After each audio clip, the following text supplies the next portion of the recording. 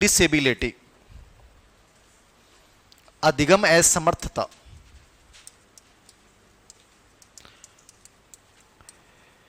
यदि आप भविष्य में कोई भी सीडीपी का एग्जाम दोगे, सीडीपी मतलब यदि आप रिट दे रहे हो या सीटेट दे रहे हो, तो इन दोनों का तो फिक्स प्रश्न है, आए ही आएगा, आएगा ही आएगा। यहां से इस बिंदु से ग्रेड सेकंड दे रहे हो, ग्रेड फर्स्ट दे रहे हो, 80% चांस है कि आ भी जाए और हो सकता है नहीं भी आए, कोई गारंटी को नहीं की। लेकिन यहां गारंटी ऊपर वाले में तय होता है कि आता ही आता है, 100% आएगा ही आएगा। तो ये बिंदु बड़ा इंपॉर्टेंट बिंदु है, एग्जाम ओरिएंटेड बिंदु है, प्रश्न दे के जाएगा आपको। और मैं पूरा डिटेल से समझा रहा हूं, सब चीजें इसकी बता रहा हूं, ये भी बता दूंगा कि प्रश्न मैक्सिमम कहां से आते हैं और किन चीजों को देखना है। अधिगम असमर्थता का मतलब समझ में आ गया, लर्निंग डिसेबिलिटी। अब लर्निंग डिसेबिलिटी जो है वो एक टॉपिक और भी आएगा, इंडिविजुअल डिफरेंस, उसमें भी शामिल है, वहां मैं नहीं पढ़ाऊंगा, यहां मैं सबको पढ़ा रहा हूं क्योंकि ये सब क्या आएगा। तो वहां केवल टॉपिक वो ग्रेड सेकंड ग्रेड थर्ड में आता है, इसलिए ग्रेड फर्स्ट वाले बच्चे वहां पढ़ नहीं पाते हैं। तो लर्निंग डिसेबिलिटी सभी ग्रेड में आता है, सभी के लिए उपयोगी है। लर्निंग डिसेबिलिटी शब्द का प्रयोग किसने किया, पहला प्रश्न यहां से पूछेगा आपसे। तो इस शब्द का प्रयोग जो किया था वो किसने किया था, सैमुअल क्रिक ने किया। किसने किया, सैमुअल क्रिक। कब किया, 1963। 5 या 7 बार ये प्रश्न आया हुआ है, लिख लेना। लर्निंग डिसेबिलिटी शब्द का प्रयोग सैमुअल क्रिक द्वारा 1963 में किया गया।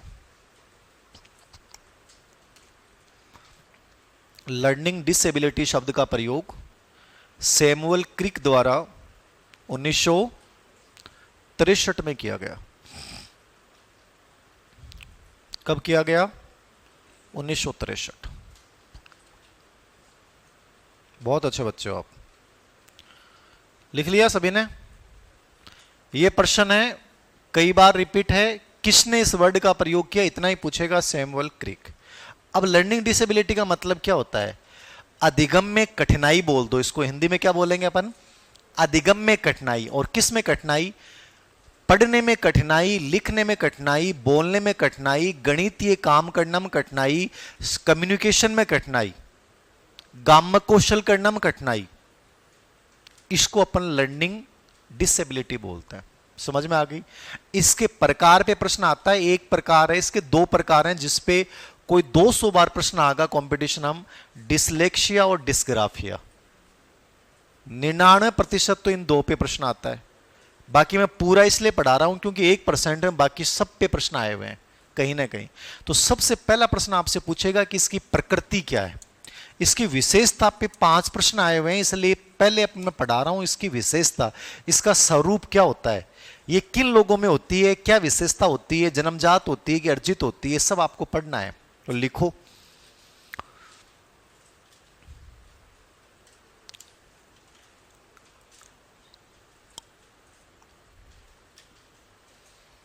मैंने एक बात बताओ यार थे, हाँ मैंने कहीं कल प्रोग्राम में गया तो मैं कोई, हमारा जो ऐप की कंपनी है उसका प्रोग्राम था, तो मेरे को कई टीचर्स ने बोला कि यार हमने आपको पहली बार देखा, मैं बड़ाई कर रहा हूँ मेरी, तो उन्होंने कहा कि आपको यूट्यूब पे देखते हैं तो आप हमें बूढ़े बूढ़े दिखते हो, आज हमने आपको पहली बार देखा है तो यार आप तो बहुत जवान हो, ऐसा है क्या? ये सही है क्या बात? ये मेरे को कई टीचर्स ने बोला। अरे बड़ाई कर दिया करो, कहते हैं बताए सर वास्तव में बहुत जवान हो। ऐसा लगता है क्या यूट्यूब पे? अच्छा, अरे ये तो खैर अभी किया, इससे पहले की भी बात है, जैसे मैं क्लीन सेव रखता हूं तब भी। ये तो मैं बीती थी बढ़ाऊंगा, फिर मैं पीछे वो बनाऊंगा चोटी। एक वो साउथ इंडिया वाली ड्रेस मेरे को सिलवानी है, वो वैसे बांधते ना, वो क्या, वो उस लुक में आना है मेरे को एक बार। लिखो प्रकृति। पहली विशेषता लिखो, लर्निंग डिसेबिलिटी आंतरिक हो है कि अर्जित हो है? बताओ। आंतरिक। ये एक एक लाइन जो मैं 5 लाइन लिखाऊं या 7 लाइन लिखाऊं, मैं वही लिखा रहा हूं जहां से प्रश्न आए हुए हैं। ये चीज याद रखना, वही लिखा रहा हूं जहां से क्या आए हुए हैं प्रश्न। इस पे कितना भी अपन डिस्कशन कर सकते हैं, कोई मतलब नहीं है। क्लासरूम नोट्स का मतलब यह है कि मैं आपको वो चीज दे रहा हूं जो एग्जाम ओरिएंटेड है, और आप इतना पढ़ लेते हैं और इसके साथ टेस्टों की परफॉर्मेंस प्लस पीवाईक्यू, उसके बाद आपको एक्स्ट्रा देखने की कोई जरूरत नहीं। और क्लास में तुमने सजीव होके पढ़ लिया, तो जो मैं एग्जांपल्स देता हूं, जो चीजें बताता हूं, तो फिर आपको टेंशन लेने की कहीं आवश्यकता नहीं है। किताब जो लिखी है मैंने वो बहुत व्यापक परिप्रेक्ष्य में लिखी है, वहां बहुत सारी चीजें ऐसी भी हो सकती हैं जो आपको लगेगा अवांछित सी हैं, बट अवांछित मतलब वो इस परिप्रेक्ष्य लिखी गई को छोड़ना संभव नहीं था, वो इतने टेस्ट किताबों का सार है वो। लेकिन यहां जो मैं आपको लिखा रहा हूं वो सबसे बेस्ट चीजें हैं जो मिश्रित है, याद रखना। तो जो ये लिखा रहा हूं ये बेहतरीन है, इसी को आपको फॉलो करना है। पहली विशेषता लिखो, यह आंतरिक, इंटरनल।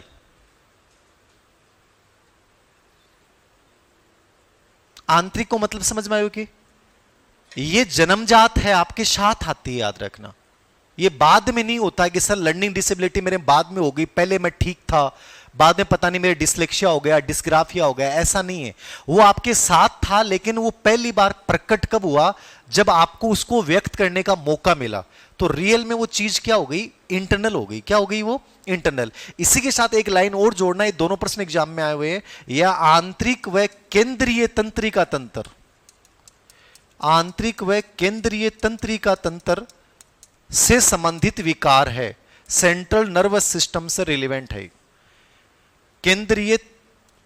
केंद्रीय तंत्रिका तंत्र से संबंधित विकार, ये दोनों प्रश्न एग्जाम में आए हुए हैं। यह आंतरिक व केंद्रीय तंत्रिका तंत्र से संबंधित विकार है। किसने कहा है?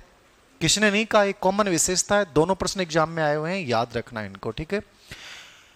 इंटरनल का मतलब समझ गए, ये जन्मजात है, याद रखना। और ये विकार किससे रिलेवेंट है? सेंट्रल नर्वस सिस्टम से रिलेवेंट है, स्नायु विकार अपन इसको बोल सकते हैं। दोनों प्रश्न एग्जाम में आए हुए हैं, तो इनको याद रखना। 2 नंबर पे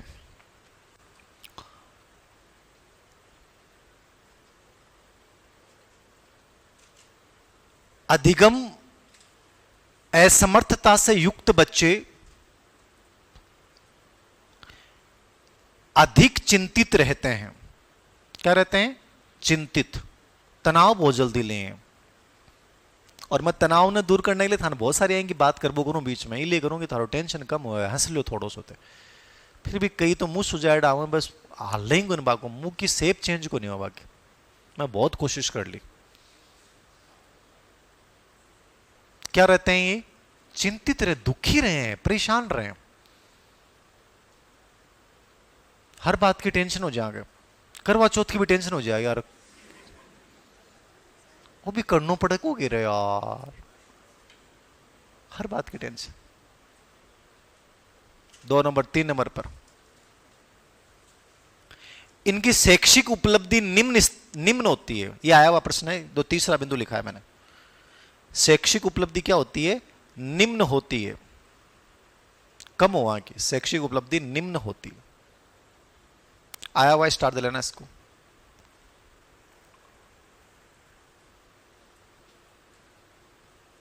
तीन शब्द एक साथ लिखा रहे हूं, तीनों लिख लियो, तीनों ही प्रश्न ऐड आई हैं।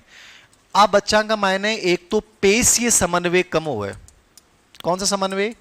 पेशीय, या इसकी जगह वर्ड आ जाएगा गामक समन्वय।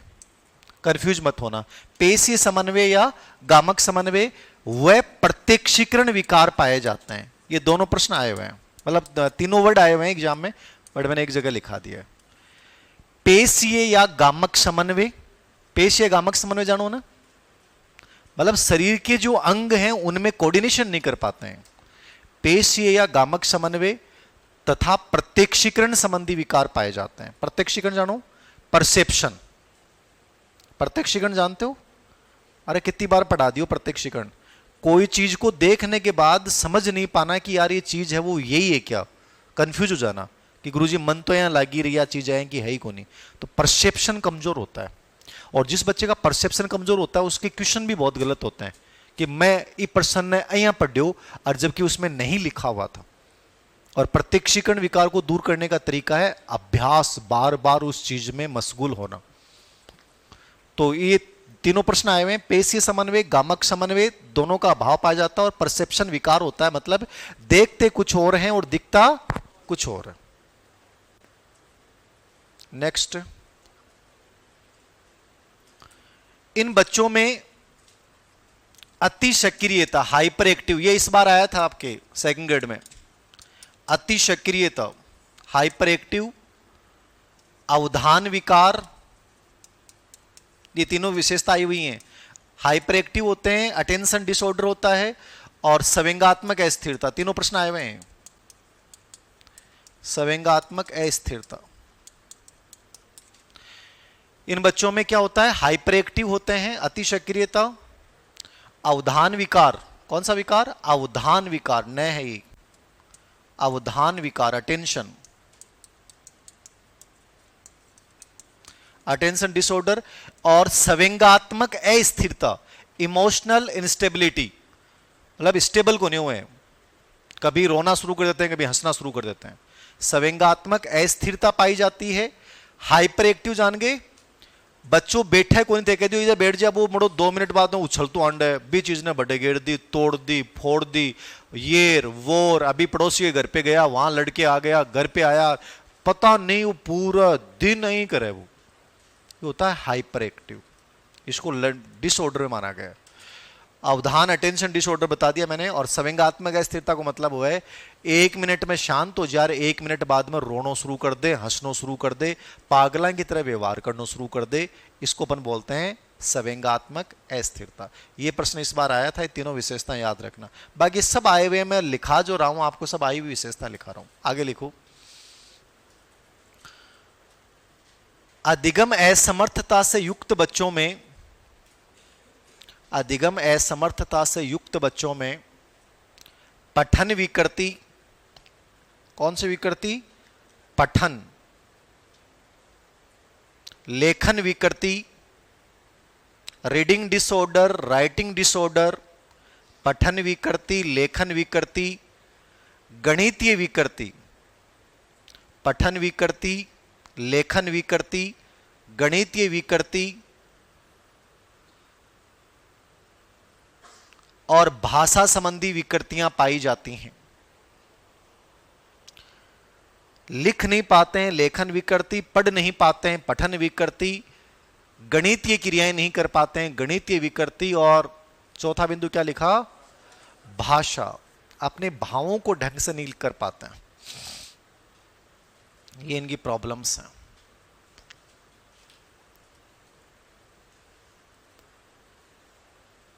कोई दिक्कत है यहां तक किसी बच्चे को? बताओ, चारों बिंदु समझ में आ गए? ये लर्निंग डिसेबिलिटी की प्रकृति के वो बिंदु हैं जहां से एग्जाम में प्रश्न पूछे जाते हैं। तो ये सब आपको याद रखने हैं जो मैंने क्लासरूम में लिखा है। अब मैं इसके प्रकार बता रहा हूं। 4 प्रकार होते हैं लर्निंग डिसेबिलिटी के। सबसे पहला प्रकार है पठन विकृति। ठीक है, 4 प्रकार होते हैं इसके। पठन विकृति होती है, लेखन विकृति होती है, और गणितीय विकृति होती है, और संचार विकृति होती है। 4 डिसऑर्डर हैं। सबसे पहले अपन पठन विकृति पढ़ेंगे और इसमें अपन पढ़ेंगे डिसलेक्सिया, जो मोस्ट इंपॉर्टेंट।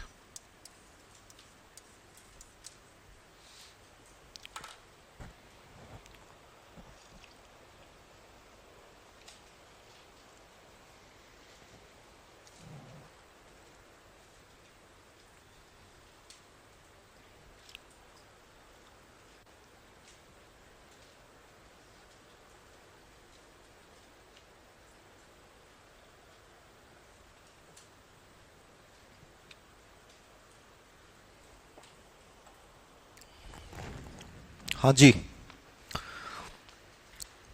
रीडिंग डिसेबिलिटी, पठन विकृति लिख लिया आपने। पठन विकार क्या है? विकृति है ये, मैंने 3 ही लगाया इसके। इसमें पहला रोग है डिसलेक्सिया। जगह टाबड़ने लगे कि मने एक ही बिंदु पढ़ के जाना है गुरुजी, वो केवल डिसलेक्सिया पढ़ जा जो 90% चांस है कि टॉपिक से कोई प्रश्न आओगे तो डिसलेक्सिया से आओगे। 90%, केवल 10% चांस है कि इससे नहीं आएगा। 90% डिसलेक्सिया से आएगा। डिसलेक्सिया क्या है मैं बहुत डिटेल से समझा रहा हूं क्योंकि सबसे मोस्ट इंपॉर्टेंट। डिसलेक्सिया जो है इसकी जो पहचान की थी वो की थी 1881 में ओसवाल्ड बरखान। सबसे पहले इसकी पहचान किसने की? ओसवाल्ड बरखान ने 1881 में पहचान की। यद्यपि आज तक किसी भी एग्जाम में प्रश्न पूछा नहीं गया, बस एक नॉलेज की बात है। और इसको जो ये नाम दिया था ना डिसलेक्सिया, ये दिया था 1887 में रुडोल्फ बर्लिन ने। दोनों बिंदु लिख लो आप। पहचान की ओसवाल्ड बरखान ने, और जो इसको डिसलेक्सिया नाम दिया वो किसने दिया? रुडोल्फ बर्लिन ने दिया। किसने दिया था? Rudolf Berlin. डिसलेक्सिया शब्द की पहचान किसने की थी? डिसलेक्सिया की ओसवाल्ड बरखान 1881। डिसलेक्सिया शब्द किसने दिया?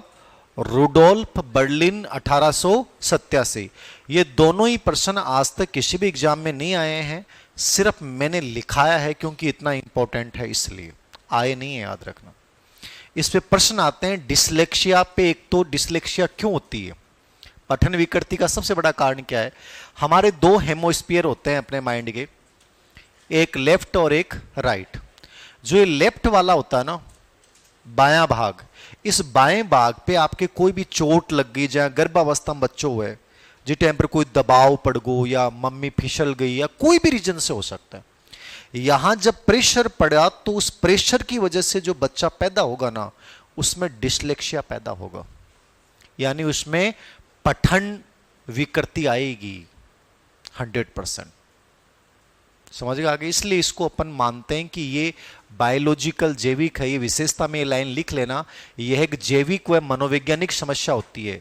जहां मैं लर्निंग डिसेबिलिटी की विशेषता पढ़ाई ना मैंने, वहां एक लाइन और जोड़ लेना, यह जैविक व मनोवैज्ञानिक समस्या होती है। जो लर्निंग डिसेबिलिटी की विशेषता लिख रहे थे ना अपन, वहां पे एक लाइन लिख लेना, जैविक व मनोवैज्ञानिक विकार होते हैं, बायोलॉजिकल एंड साइकोलॉजिकल डिसऑर्डर, जैविक व मनोवैज्ञानिक विकार। ये वहां लिख लेना, विशेषता जहां लिखी थी ना वहां लिख लेना जैविक व मनोवैज्ञानिक।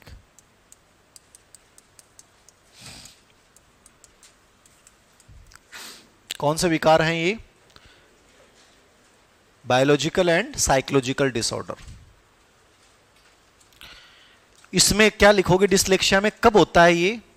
मस्तिष्क की जो बाईं शंखपाली है, कौन सी शंखपाली है? बाईं शंखपाली है, इसमें चोट लग जाने की वजह से डिसलेक्सिया बच्चों में पैदा होता है। तो लिख लेना डिसलेक्सिया क्यों होता है? मस्तिष्क के बाईं शंखपाली, लेफ्ट जो आपका हेमोस्फीयर है, बाईं शंखपाली में चोट लग जाने की वजह से डिसलेक्सिया होता है। कहां चोट लगने से? लेफ्ट साइड वाले।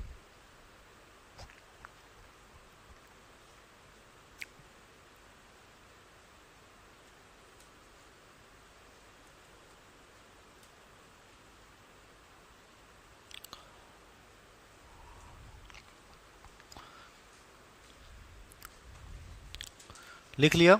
बाईं शंखपाली में चोट लगने से क्या पैदा होती है? ये डिसऑर्डर पैदा होता है, याद है। कोई दिक्कत है किसी बच्चे को? नहीं है? सही है यहां तक। अब पूछेगा डिसलेक्सिया के लक्षण, लिखो लक्षण क्या होते हैं, इसके सिम्टम्स क्या होते हैं। डिसलेक्सिया के लक्षण क्या है? तो देखो लक्षण ये है, मेन लक्षण ये है, पर लगभग प्रश्न तो आवा डिसलेक्सिया क्या है, तो आपके ऑप्शन में लिखा होता है पठन विकृति। और पेपर को लेवल अच्छा हुआ तो 4 विशेषता दे देगा, उनमें से पूछेगा कौन सी विशेषता नहीं है। तो आपको पूरा याद होना चाहिए। डिसलेक्सिया में यह है बच्चा पढ़ नहीं पाएगा, गलत पढ़ेगा, अधूरा पढ़ेगा, बी को डी समझेगा, डी को बी समझेगा, धारा प्रवाहित नहीं बोलेगा, रुक रुक के बोलेगा, अटक अटक के बोलेगा। उसे ये नहीं पता होगा कि मुझे इस हाथ का प्रयोग करना चाहिए कि इस हाथ का प्रयोग करना चाहिए। अनिश्चय की स्थिति है, रीट में आया हुआ है, हाथ के प्रयोग को लेकर निश्चय नहीं कर पाना। शर्ट के बटन बंद नहीं कर पाता है, जूते के शोल बांध नहीं पाता है। ये सब लक्षण किस बच्चे के होते हैं? डिसलेक्सिया। लिख लो। जो मूवी बनी थी ना तारे जमी पे, वो मूवी इसी बच्चे पे बनी थी, डिसलेक्सिया पे ही बनी थी वो पूरी मूवी। उसके जो लक्षण थे, सिम्टम्स थे बच्चे के, वो क्या थे? डिसलेक्सिया के थे, याद रखना। और एक मूवी और भी थी, आमिर खान की आई थी, कौन सी थी? 2 पार्ट था उसका, क्या नाम था? उसमें डबल रोल था आमिर खान का, और उसमें आमिर खान का वो सेकंड भाई था, उसके वही दिक्कत थी, शर्ट के बटन और ये सब हैं। हाँ, धूम 3 थी क्या वो? हाँ, वो जो भी थी। लिखो। शब्दों को पढ़ नहीं पाना, शब्दों को पढ़ नहीं पाना, गलत पढ़ना, शब्दों को पढ़ नहीं पाना, गलत पढ़ना, अधूरा पढ़ना, शब्दों को पढ़ नहीं पाना, गलत पढ़ना, अधूरा पढ़ना, उल्टा पढ़ना, शब्दों को पढ़ नहीं पाना, गलत पढ़ना, अधूरा पढ़ना, उल्टा पढ़ना। अब उल्टा पढ़ना के आगे एक लाइन लिख लीजिए, एग्जाम्पल सेम टू सेम कई बार रिपीट है। बी को डी पढ़ना, बी को क्या पढ़ेगा बच्चा? डी, और डी को बी समझेगा। बी को डी पढ़ रहा है बच्चा, उसे बी जो लग रहा है वो क्या लग रहा है? डी लग रहा है, तो बी को डी समझ रहा है वो। बी को डी पढ़ना, धारा प्रवाहित बोल नहीं पाना, धारा प्रवाहित बोल नहीं पाना,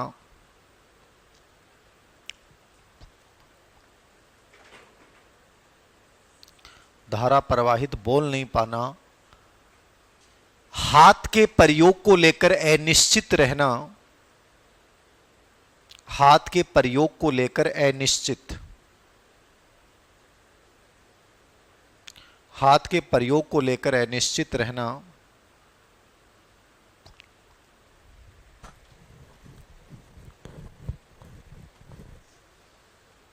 हाथ के प्रयोग को लेकर क्या रहना? अनिश्चित रहना, और शर्ट के बटन बंद नहीं कर पाना।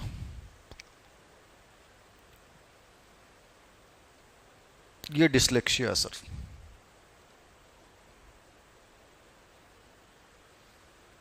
क्या है ये? डिसलेक्सिया।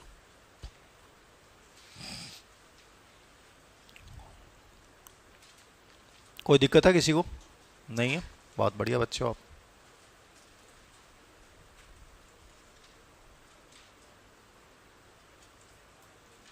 एक स्पेशल एजुकेशन की भर्ती होती है, तो स्पेशल में क्या होता है, ये टॉपिक ज़्यादा होते हैं, उसका सिलेबस थोड़ा डिफरेंट होता है, तो वहाँ पे थोड़ा और डिटेल्ड में प्रश्न पूछ लेता है। जैसे सेकंड ग्रेड स्पेशल एजुकेशन में एक प्रश्न पूछा गया था कि जो डिसलेक्सिया है उसकी पहचान करने के लिए कौन से टेस्ट का प्रयोग करते हैं। तो डिसलेक्सिया की पहचान के लिए genre, blazer,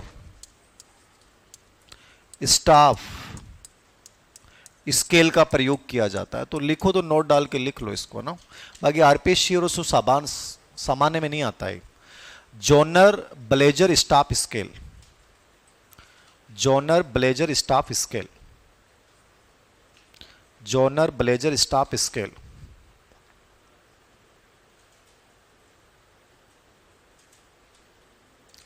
genre, blazer, staff, scale का प्रयोग किया जाता है।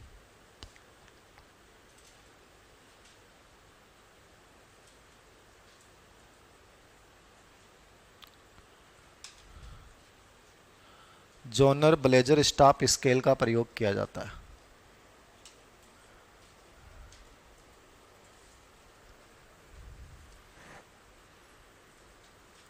लिख लिया? कोई दिक्कत है? बताओ, ऐसा नो। ये डिसलेक्सिया पूरा हो गया। 2 नंबर पे लिखो पठन विकृति चल रही है, याद रखना इसमें 3 है बट आपको एक ही पढ़ लोगे तो ये बहुत है। एक आता है एलेक्शिया। एलेक्शिया ये दूसरा है। जहां भी लेक्शिया आ गया इसका मतलब वो पठन विकृति है, याद रखना। लेक्शिया जहां भी आएगा वो कौन सी विकृति है? पठन विकृति। एलेक्शिया पे आरपीएससी में कोई प्रश्न आया नहीं है, 2013 ग्रेड 3 में एक प्रश्न आया हुआ है।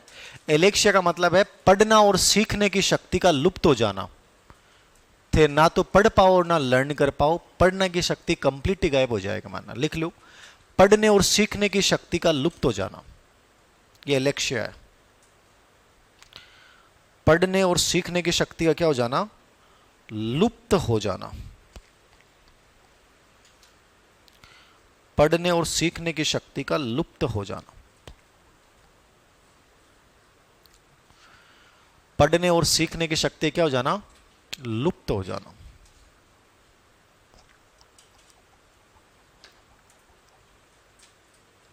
कोई डाउट है किसी को? नहीं है? बहुत अच्छे बच्चे हो आप। डाउट थारा हो ही नहीं, क्यों तारा आधी चीज पल्ले पड़े आधी पल्ले कौन पड़े? डाउट तो बाका हो ना, क्यों क्यों समझ में आवे, ठीक है ना। सुना है बैठा रहे मनाने की पूछ ले। हाँ चालन दो सर, चालन दो सर, चालन दो सर। तीसरा है हाइपरलेक्सिया।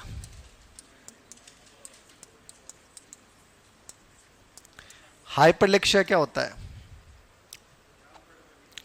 हाँ बस बोर्ड पर कोई चीज अफा लिखा ना ब्लैक बोर्ड के ऊपर, बे चीज को पढ़ पावा टाबर, बाकी किताब में लिखी चीज पढ़ ले सी। तो शामपट पे लिखी हुई चीजें ब्लैक बोर्ड पे लिखी हुई चीजों को नहीं पढ़ पाता, ये हाइपरलेक्सिया। लिख लो, हाइपरलेक्सिया। ब्लैक बोर्ड या श्यामपट पे लिखी हुई चीजों को नहीं पढ़ पाना। ब्लैक बोर्ड या श्यामपट पे लिखी हुई चीजों को नहीं पढ़ पाना। ब्लैक बोर्ड या श्यामपट पे लिखी हुई चीजों को नहीं पढ़ पाना। ब्लैक बोर्ड या श्यामपट पे लिखी हुई चीजों को नहीं पढ़ पाना। किसने कहा है? किसने नहीं कहा? ये तो विशेषता है, ठीक है। हाँ तो ये तीनों याद रख लेना, पहले वाला जरूर याद रखना। अब 2 नंबर पे आ जाओ आप, लेखन विकृति। लेखन विकृति में 4 हैं, 2 बहुत इंपॉर्टेंट। लेखन विकृति में पहली है डिस्ग्राफिया। जिन बच्चों को शॉर्ट एंड स्वीट पढ़ना है केवल इसी को पढ़ जाए। डिस्ग्राफिया। डिस्ग्राफिया क्या होती है सर, बताओ? डिफिकल्टी विथ राइटिंग है बस ये। डिसलेक्सिया डिफिकल्टी विथ रीडिंग थी, ये डिफिकल्टी विथ राइटिंग है। लिख नहीं पाओगे आप, वही चीज है, गलत लिख रहे हो, ठीक है ना। क की जगह फ लिख रहे हो, ठीक है।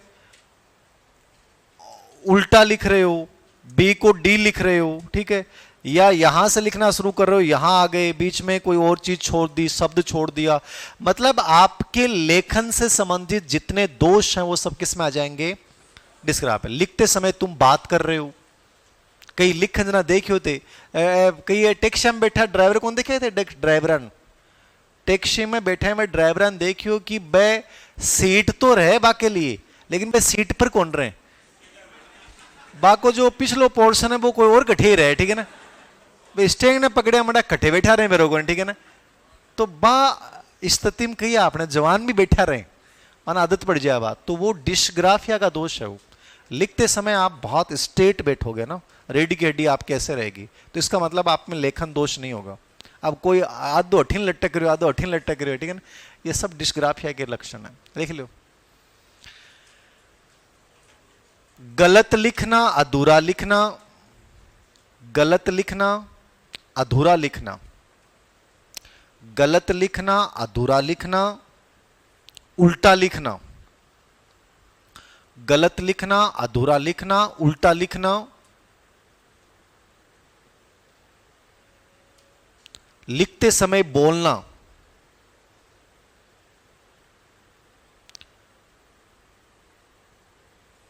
गलत तरीके से बैठना और पेन पकड़ना,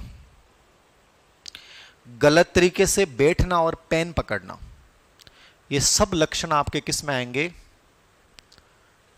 डिस्ग्राफिया। ये सब डिस्ग्राफिया में आएगा।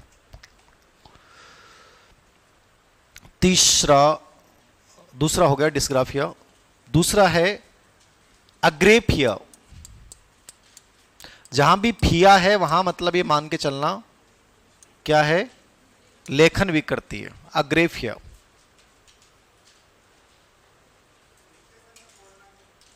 लिखते समय बात करते हो ना आप, लिखते समय, तो वो डिस्ग्राफिया दोष में आता है। हाँ, तो ये करते हैं तो डिस्ग्राफिया इनमें। अग्रेफिया को मतलब हुआ है एक रेखा पर नहीं लिख पावा था। आज अब बेस लाइन है अपनी, इस बेस लाइन पे अपन नहीं लिख पाएंगे। यहां से स्टार्ट किया अपन ने और यहां पहुंच गए,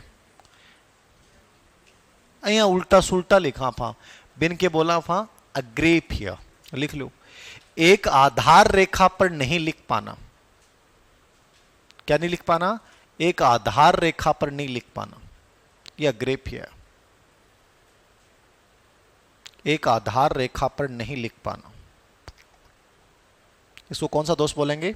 अग्रेफिया। एक आधार रेखा पर नहीं लिख पाना, अग्रेफिया। समझ में आ गया? अग्रेफिया इंपॉर्टेंट नहीं है इतना, बट याद रखना, ये कोई भी प्रश्न आ जाते हैं। और यदि सीडीपी रिट जैसा एग्जाम दोगे ना आप, तो आपको बहुत गंभीर हो जाना पड़ता है सीडीपी साइकोलॉजी के टॉपिक्स के प्रति। तीसरा है डिस्प्रेक्शिया। ये आरपीसी में 2 बार रिपीट है, डिस्प्रेक्शिया। डिस्प्रेक्शिया, डिस्प्रेक्शिया में 2 दोष हैं, लेखन विकृति भी है और चित्रांकन। मतलब एक साथ 2 चीजें थे। लिखना में भी थारा प्रॉब्लम है और स्पेस लिखी में दोष है चित्रांकन। ठीक है ना? इसको शारीरिक गति विकार में भी माना गया है। तो लिखना, डिस्प्रेक्शिया में लिखना, एग्जाम में तो यही ऑप्शन आए हैं, बट मैं फिर भी एक्स्ट्रा चीज लिखा रहा हूं। लिखना डिस्प्रेक्शिया आगे, यह शारीरिक गति संबंधी विकार में आता है। यह शारीरिक गति संबंधी विकार में भी आता है। शारीरिक गति संबंधी विकार में भी आता है।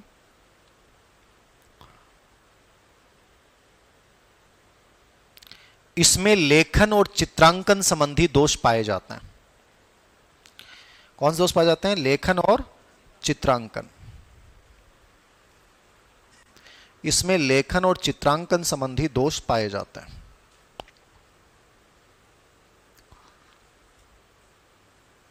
लेखन और चित्रांकन संबंधी दोष पाए जाते हैं। कोई डाउट है किसी बच्चे को? नहीं है? ये लेखन चित्रांकन याद रखना, मतलब डायग्राम भी नहीं बना पाएगा और लिख भी नहीं पाएगा। और अंतिम है इसमें अप्रेक्ष्य। अप्रेक्ष्य क्या होता है सर? अप्रेक्ष्य किसको बोलते हैं? मतलब हाथ और आंख में कोऑर्डिनेशन नहीं होगा आपका। आपकी आंखें कहीं और हैं और हाथ कहीं और हैं, नजरें कहीं और, हाथ कहीं और, लेखन कैसा होगा? विकृत होगा। समझ गए बात? लिख लो, आंख और हाथ में समन्वय स्थापित नहीं कर पाना। आंख और हाथ में समन्वय स्थापित नहीं कर पाना। आंख और हाथ में क्या नहीं कर पाना? समन्वय स्थापित नहीं कर पाना। इसको अपन कौन सा दोष बोलते हैं? अप्रेक्ष्य। कोई दिक्कत किसी को? समझ में आ गए? चारों इंपॉर्टेंट है, याद रखना। तीसरा है गणितीय विकृति। और गणितीय विकृति जो है स्पेशली उसमें एक ही दोष आएगा गणितीय विकृति में, वो है डिस्कैलकुलिया।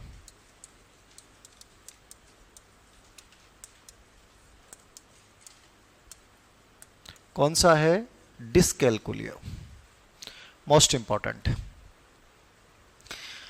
डिस्कैलकुलिया का मतलब क्या लग रहा है? Difficulty with calculation. Difficulty with मतलब बच्चा कैलकुलेशन नहीं कर पाता है, गणितीय चीजों को पहचान नहीं पाता है, गणितीय नियमों को नहीं समझ पाता है, दिशा स्थान संबंधी ज्ञान नहीं हो पाता है, हिसाब किताब संबंधी कोई चीज समझ में को नहीं आवा है, बैंक संबंधी जहां चेकबुक को इस्तेमाल, एटीएम को इस्तेमाल, ऑनलाइन, ये सब चीजें ये उसके समझ में नहीं आती हैं। तो उसके कौन सा रोग है? डिस्कैल्कुलिया। लिख लो, गणितीय क्रियाएं नहीं कर पाना, जैसे कैलकुलेशन, गणना। गणितीय क्रियाएं नहीं कर पाना जैसे कैलकुलेशन, गणना नहीं कर पाना। गणित के संकेतों को समझ नहीं पाना, गणित के संकेतों को नहीं समझ पाना। किसको समझ नहीं पाना?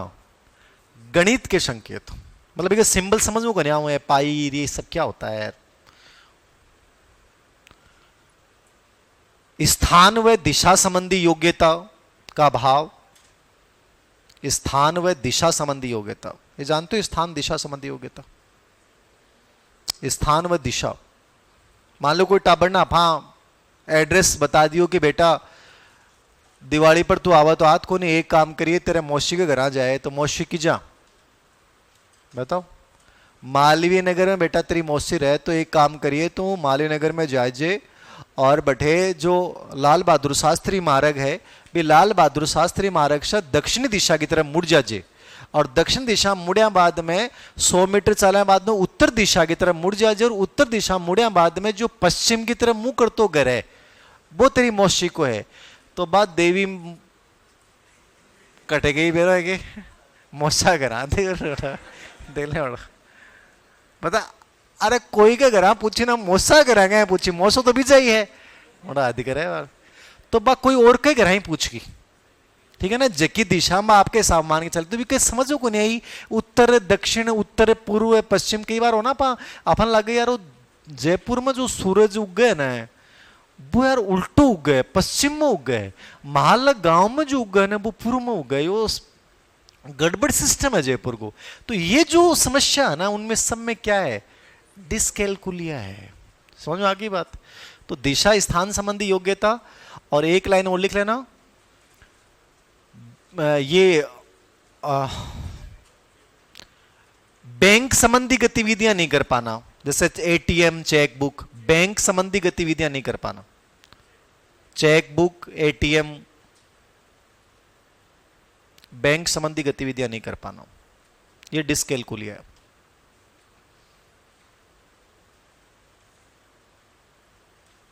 बताओ देवताओं क्यों पल्ला पड़ रहे हो? डिस्कैल्कुलिया पे यही प्रश्न पूछेगा। बाकी डिस्कैल्कुलिया के 3 प्रकार और होते हैं, वो भी लिख लो। एक होता है वर्बल डिस्कैल्कुलिया, एक होता है लेक्सिकल डिस्कैल्कुलिया, इस पे आते नहीं है प्रश्न, यूं ही लिखा रहा हूं, और एक होता है ग्राफिकल डिस्कैल्कुलिया। डिस्कैल्कुलिया कितने प्रकार का? 3 प्रकार। कौन कौन सा? Verbal, lexical, graphical. क्या होता है बताओ? वर्बल गणितीय चीजें बोल कौन पावे, लिख की दे सकूं मैं, लेकिन मैं बोल कौन सकूं गणित की जो भी चीजें सवाल है और चीजें। लेक्सिकल को मतलब है गणितीय चीजों को समझ नहीं पाता है, और ग्राफिकल का मतलब है गणितीय चीजों को लिख नहीं पाता है। तो वर्बल का तो मतलब कौन सा दोष हो गया? बोलने संबंधी दोष। गणितीय चीजों को लिख लो ना वर्बल के नीचे। गणितीय चीजों को या गणितीय क्रियाओं को बोल नहीं पाना, गणितीय क्रियाओं को बोल नहीं पाना, कौन सा दोष है आप में?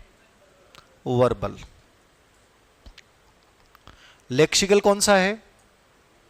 गणितीय क्रियाओं को समझ नहीं पाना, गणितीय क्रियाओं को समझ नहीं पाना।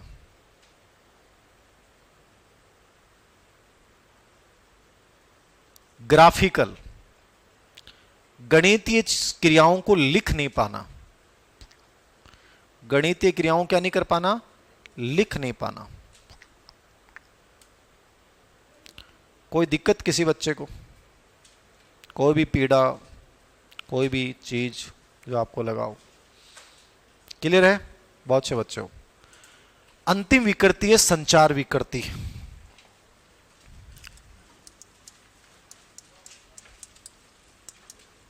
इसमें दो ही आती हैं, इस पे प्रश्न बहुत कम आते हैं। एक आता है अफेजिया, एक आता है डिस्फेजिया।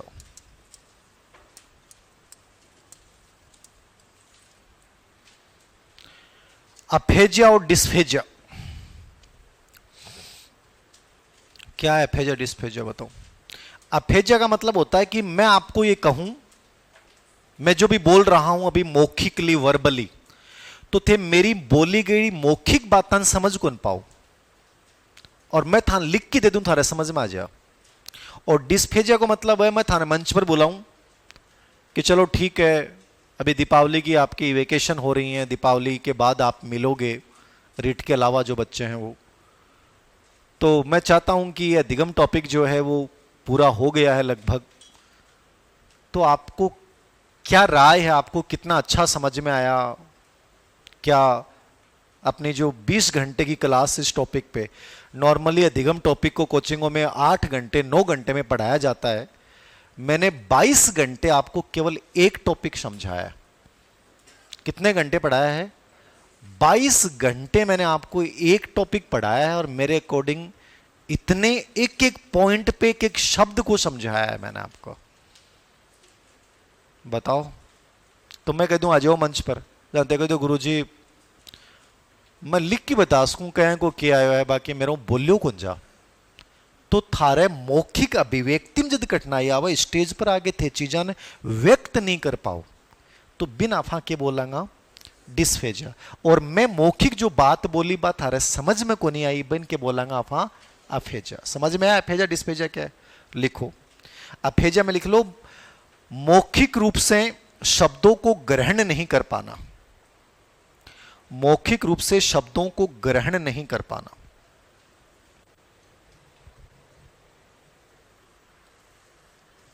और डिस्फेजिया क्या है? मौखिक रूप से अभिव्यक्त नहीं कर पाना। मौखिक रूप से क्या नहीं कर पाना? अभिव्यक्त।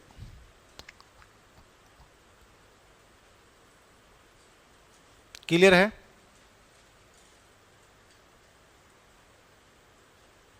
ये तो मुख्य विकृतियां हैं। एक आजकल इसमें भी प्रश्न आने लग गए, एडीएचडी भी लर्निंग डिसेबिलिटी में शामिल, तो हल्का सा इसको भी करवा रहा हूं मैं। यद्यपि ऑटिज्म भी शामिल है, लेकिन ऑटिज्म को अपन मेंटल हेल्थ में भी पढ़ेंगे, ठीक है, और इंडिविजुअल डिफरेंस में पढ़ेंगे। तो लर्निंग डिसेबिलिटी में आजकल एडीएचडी, ये चर्चित है एडीएचडी भी। एडीएचडी का मतलब है अवधान, ए का मतलब अटेंशन अवधान, डी का मतलब डिफिशियटी मतलब न्यूनता, डिफिशियटी मतलब न्यूनता, एच का मतलब हाइपर अतिक्रिया, अतिक्रिया, और डी का मतलब डिसऑर्डर विकार। अवधान, न्यूनता, अतिक्रिया, विकार, ये एक नई चीज आ रही है एडीएचडी। ये भी लर्निंग डिसेबिलिटी में शामिल है, तो अलग से लिखना, ये संचार विकृति में नहीं है, अलग से है। अवधान, न्यूनता, अतिक्रिया, विकार, क्या है एडीएचडी? बताओ। एडीएचडी क्या है? अवधान, न्यूनता, अतिक्रिया, विकार। जब बच्चा एक जगह ध्यान केंद्रित नहीं कर पाता है, वो कोशिश करता है, लेकिन हर 5 मिनट बाद में उसका अटेंशन गायब हो जाता है। हर 5 मिनट बाद में एक चीज को देख के दूसरी चीज को देखना शुरू कर देता है। हर 5 मिनट बाद में मोबाइल की स्क्रीन को टच करने लग जाता है। हर 5 मिनट बाद में रूम चेयर पे बैठेगा, 5 मिनट बाद 5 मिनट होते ही दोबारा खड़ा हो जाएगा। तो ये जो डिसऑर्डर है, ये अवधान विकार है, बहुत बच्चों में बढ़ रहा है। डिजिटल क्रांति जैसे आ रही है, बच्चों में ये बहुत ज्यादा बढ़ रहा है। हाइपर एक्टिव होता है बच्चा, इसमें आराम से बैठा अचानक से चिल्लाने लग गया, भागने लग गया, दौड़ने लग गया। आप कहोगे लेफ्ट साइड में चलना, वो राइट साइड में चलेगा। आप कोई बात बता रहे हो, बीच में बोल देगा, पापा ये पहले बताओ, अरे वेट कर ले, वेट नहीं कर सकता, इंतजार नहीं कर सकता। आने वाली जो नस्ल तुम लोगों के पैदा होगी ना, वो इतनी खतरनाक होगी कि तुम लोगों का विश्वास उठ जाएगा कि शादी करनी चाहिए, और शादी तो चलो कर भी लो, शादी के बाद ये गोलू मोलू तो कम से कम पैदा नहीं करें भाई रे। खतरनाक उपज आएगी, बता रहा हूं आपको। उनमें सब ये डिसऑर्डर इतना, क्योंकि ये डिजिटल का इतना प्रभाव है कि भाई मां गर्भावस्था में हुआ है, तो बा गर्भावस्था में करे के बेचारे टाइम पास करे तो बा पूरा दिन मोबाइल के लागे रहे तो बिको प्रभाव भी टाबरा पर पड़ रहे। इसलिए दोनों चीज हैं, नौकरी लाग जाओ जना, एक ऑप्शन यो भी है कि नौकरी लगे रहो बाकी क्या कहीं मत लागू, मतलब दूसरी लपेट आगे मत ले लीजिए, मस्ती करो, नौकरी करी, महीना की तनख्वाही 90,000 70,000, हर महीने घूमनो खानो पीनो, कोई जिम्मेदारी नहीं और कुछ नहीं, आनंददायक जीवन। फेसबुक पे इंस्टाग्राम पर स्टेटस मेंटेन सिंगल।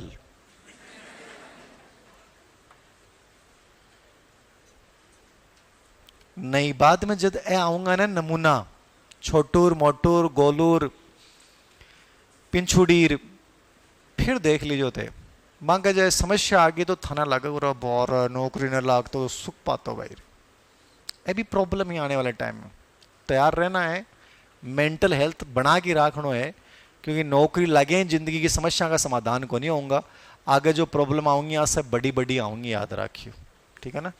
जगह को विश्वास हुआ कि मैं लव मैरिज करांगा और बाद में हमारा हमारा ये छोटा सा गोलू भी होगा, मैं बहुत लाड करेंगे, अभी के लिए मैं खूब सारा बल लाऊंगा और रूम में सजा देंगे और ठीक है जी निकाल देगा वहां, मान लो थारो लिखो ADHD, एक जगह ध्यान केंद्रित नहीं कर पाना, एक जगह ध्यान केंद्रित नहीं कर पाना,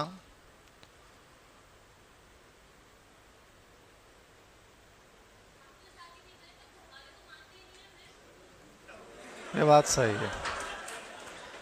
देखो नौकरी लागा न थे, अरे रुक जाओ देवता, रुक जाओ, नौकरी लग गए ना तब तो मान जाएंगे,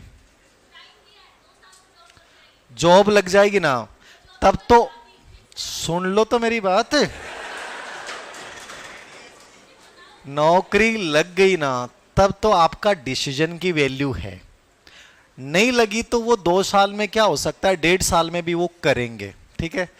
लग गई तो आपके डिसीजन इतने पावरफुल हो जाएंगे, घर वालों को भी लगेगा यार ये जो इसकी इच्छा है, तो आप जो विरोध करोगे ना, क्योंकि घर वालों को आपकी तनख्वाह दिखनी शुरू हो जाएगी, और आदमी इकोनॉमिकली आज के टाइम में सबसे कमजोर है, ठीक है ना, उसे ये पक्ष सबसे बड़ा लगता है, तो वो भी सोचेगा यार जब इसका मन नहीं और इतना विरोध कर रहा है तो भाड़ में जाने देना, अपने को तो महीने की तनख्वाह तो ये लेके आ ही आएगा, तो ये पक्ष आपका सुना जाएगा, और यदि नहीं लगते हो तो फिर आपको 100% किसी न किसी खूंटे या खूंटी से बांधा जाएगा, इतना मान के चलना। तो ऐसा कुछ नहीं है, आप अपना डिसीजन रख सकते हो। मैंने तो एक राय दी है, जरूरी थोड़ी है कि आपके गोलू ऐसा ही होगा, गोलू बहुत अच्छा भी तो हो सकता है, गोलू बहुत डिसेंट बच्चा भी तो हो सकता है, समझ रहे हो आप, बहुत सारी चीजें हैं इसमें, ये तो मैंने एक बताया है कि एक पक्ष हो सकता है मे बी, तो आप उसको हावी मत करना, आप तो शादी करना और गोलू करना आप तो, ठीक है, देखो ठीक है, ठीक है, लिखो लिखो देवताओं, अवधान केंद्रित नहीं कर पाना, लिख लिया, कौमा, आवेगशील व्यवहार, ये प्रश्न ऑप्शन में आया था, आवेगशील व्यवहार,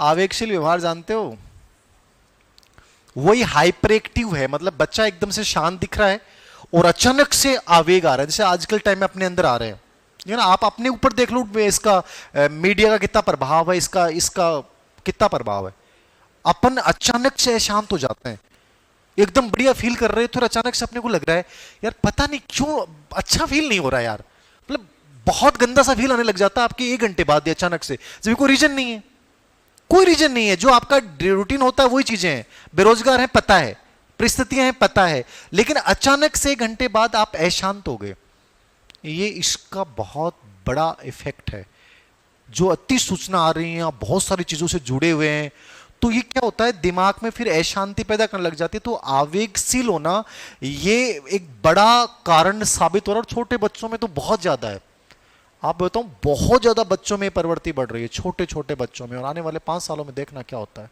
मेंटल हेल्थ की बहुत बड़ी समस्या है। आगे लिखना, नियमों को तोड़ना, किसको तोड़ना, नियमों को तोड़ना, नियमों को तोड़ना, बीच बीच में बोलना, मतलब बात पूरी नहीं सुनेगा, इंतजार नहीं कर सकता, बीच बीच में बोलेगा, बीच बीच में बोलना। अपने टाइम याद है अपन पापा मम्मी बोलते थे तो चुप, पापा बोल रहे हैं तो एकदम चुप। आज वाले बच्चे देखना, पापा ने बात नहीं शुरू की तो 5 बार टोक देगा, मतलब अपने को बहुत बुरा लगेगा इस समय अपन, क्योंकि अपन ने वो जीवन जिया है जहां अपन ने चुपचाप सुनी है बातें, बोले नहीं है अपन। और आज आने वाले टाइम में अपने जो बच्चे होंगे, अड़ोस पड़ोस में बच्चे देखना, तो वो क्या कर रहे हैं, बीच बात को काट देते हैं, पापा ऐसा नहीं है ऐसे है। अरे यार हद हो गई भाई। तो ये क्या है, बच्चों में आ रहा है, ऑटोमेटिकली आ रहा है। तो ये एडीएचडी याद रखना, नियमों को तोड़ना, इंतजार नहीं कर पाना, ये एडीएचडी है। एक ओटिज्म है, ठीक है ना, बट ओटिज्म मैं आपको वहां भी करवाऊंगा, हल्का सा मैं यहां पे पढ़ा रहा हूं ओटिज्म।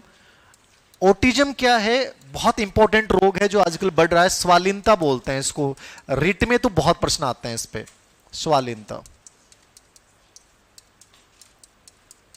ये शब्द जो दिया था वो लियो केनर ने दिया था। किसने दिया था, लियो केनर। ये भी लर्निंग डिसेबिलिटी में शामिल हो गया आजकल ओटिज्म। लियो केनर ने वर्ड दिया था ओटिज्म। क्या होता है ओटिज्म का मतलब, बताएं हैं? मतलब कि अपने आप में रहने लग जाता है बच्चा, ओटिज्म, दूसरों से बातचीत नहीं कर पाता है, एकांतवासी है, एक ही चीज को बार बार करेगा। मान लो वो पेन को ऐसे पकड़ रहा है तो पेन को यूं हिला रहा है तो हिला ही रहा है वो, ठीक है ना, पैर हिला रहा है तो हिला ही रहा है, फुटबॉल खेल रहा है, बॉल को फेंक रहा है तो पूरे 8 घंटे लगातार बॉल को फेंकता रहेगा, थकेगा नहीं वो बच्चा। वो एक ही व्यवहार को कर रहा है और बार बार कर रहा है, अकेला रहता है, चुपचाप रहता है, एकांत में रहता है। अब ये बचपन में पता नहीं चलता। मैं मतलब ऐसे पेरेंट्स से मिल रहा हूं बहुत सारे, बहुत अच्छी जिंदगी थी उनकी, घर वाली प्रिंसिपल है, वो खुद बहुत आर्मी में अच्छे ऑफिसर हैं। ऐसी बहुत सारी फैमिलीज मेरी इन 6 महीनों में मेरी मुलाकात हो गई। उनके बच्चे बोल, सर आप साइकोलॉजी से रिलेवेंट है, हमें बताएं, मेरा बेटा ऐसा है, हमें पहले कभी पता ही नहीं चला, अब पता चला कि उसमें ऑटिज्म है। ये बहुत बड़ा डिसऑर्डर, पहले होता ही नहीं था। अब अपन इस कहते हैं कि पहले पहले होता ही नहीं था बच्चों में ऑटिज्म, क्योंकि इन्वायरमेंट का बहुत बड़ा फर्क पड़ता है। अब वो अपने को बचपन में पता नहीं चला, अपने ध्यान नहीं दिया, अपन अपनी मस्ती में रहे, बच्चे को फोन पकड़ा दिया, फोन था। अब धीरे धीरे जब बच्चा बड़ा होता है तब पता चलता है इसमें ऑटिज्म के लक्षण है, और ये बड़ा समस्या है। ऐसा नहीं कि इसको सही नहीं किया जा सकता, इसको सही यही किया जा सकता है, उस बच्चे में इतनी ऊर्जा होती है कि उस बच्चे को एक चीज में लगा दो, एक चीज मतलब उसको फुटबॉल में लगा दो, फुटबॉल का बड़ा प्लेयर बन जाएगा। उसको स्विमिंग सिखा दो, स्विमिंग में पूरी ऊर्जा खर्च करेगा, स्विमर अच्छा बन जाएगा। लेकिन अपने पेरेंट्स को पता नहीं होता और वो टेंशन में आ जाते हैं। वो बच्चा गुस्सा करता है, चिड़चिड़ा हो जाता है, क्योंकि उसे हर कोई अच्छा नहीं लगता। घर में आया हुआ कोई दूसरा बच्चा अच्छा नहीं लगता, वो केवल एक आदमी के साथ अच्छा फील करता है, वो अपनी मम्मी या पापा जिसके साथ उसका है, उसके अलावा वो किसी के साथ व्यवहार नहीं करता है। ये ऑटिज्म है। जिंदगी है ना बहुत दर्दनाक बन जाती है, क्योंकि लाइफ में मैंने कहा पैसा सब कुछ नहीं है। तो वो लोग कहते हैं सर हमें मतलब ऐसा लगने लग गया है कि हमारी जिंदगी क्या है। वो बच्चे को जब देखते हैं तो पेरेंट्स के लिए बच्चा बहुत इंपॉर्टेंट होता है। अभी हम अपने लिए बहुत इंपॉर्टेंट है। आप शादी के बाद जब आपके बच्चे होते हैं तो आपके लिए आपकी पत्नी से भी इंपॉर्टेंट कोई चीज है तो वो कौन होता है, बच्चा होता है। उसकी छोटी सी खुशी, उसका दर्द, उसके बीमार हो जाना, मतलब आपको लगेगा यार वो बीमारी मेरे हो जाती था बेटर था, इसके क्यों हुआ। ये हमारे इमोशंस है, क्योंकि हमने प्राचीन काल से हमारे परिवार ऐसे ही हैं, संस्कार ही हमारे ऐसे बन गए कि हमारे लिए वो चीजें बड़ी इंपॉर्टेंट हो जाती हैं। तो ये बहुत बड़ी व्यापक रूप से फैल रहा है, और इसमें मैं मानता हूं कि इसका भी बहुत बड़ा योगदान है। हम बचपन में इंटरेक्शन बच्चों से कम करते हैं क्योंकि अपन व्यस्त रहते हैं। फिर जब बचपन में इंटरेक्शन यदि अच्छे से हो जाए तो बच्चा में ऑटिज्म कम होता जाएगा। हमने इंटरेक्शन किया नहीं, बच्चे को हमने मोबाइल पकड़ा दिया, बाद में वो 7-8 साल 9 साल 10 साल का होता पता चला कि बच्चे में ऑटिज्म है। अब बताओ क्या करें, अब कोई इलाज नहीं, अब वही जीवन जिएगा। अब उसका एक इलाज है, उसको किसी एक फेवरेट चीज जो उसको पसंद है उसमें उसको डाल दो कंप्लीटली, वो उसमें ही अच्छा कर सकता है और उसी से उसको खुशी मिलेगी, बाकी चीजों में वो इन्वॉल्व नहीं होगा। ये क्या है, ऑटिज्म है। थोड़ा सा लिख लो इसके बारे में। ऑटिज्म एकांतवासी, अकेला रहता है बच्चा, चुपचाप गुमसुम सा, एकांतवासी, बातें नहीं करना, एकांतवासी कोमा बातें नहीं करना, दोस्त नहीं बनाना। एकांतवासी बातें नहीं करना, दोस्त नहीं बनाना। अंतः क्रिया नहीं करना।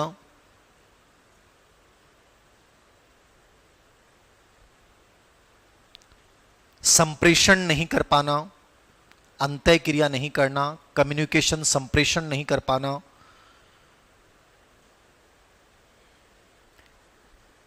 एक ही व्यवहार को बार बार दोहराना, यानी रूढ़िवादी व्यवहार। ये रिट में बहुत प्रश्न आए ऑटिज्म पे, 5 या 6 प्रश्न आए हैं रिट में। एक ही व्यवहार को बार बार दोहराना, मतलब इसको इंग्लिश आगे लिख सकते हो रूढ़िवादी व्यवहार। एक ही व्यवहार को बार बार दोहराना, रूढ़िवादी व्यवहार। सामाजिक क्रियाओं का अभाव, ये सब इसके लक्षण होते हैं। ये सब क्या होते हैं? इनके लक्षण होते हैं। किसके? ऑटिज्म के। इनके लिए 2 प्रोग्राम का यूज किया जाता है। एक तो होता है पिक्स। कौन सा? पिक्स। और एक टीच प्रोग्राम। ये 2 कार्यक्रम होते हैं, अमेरिका में चलते हैं। इनका प्रयोग करते हैं। पिक्चर एक्सचेंज कम्युनिकेशन सिस्टम होता है और एक टीच प्रोग्राम होता है। इनका प्रयोग करते हैं इन बच्चों को सही करने में, मतलब थोड़ा इनमें इंप्रूवमेंट हो जाए, इसके लिए पिक्स और टीच प्रोग्राम का प्रयोग किया जाता है। ये आपका लर्निंग डिसेबिलिटी यहां पे खत्म होता है।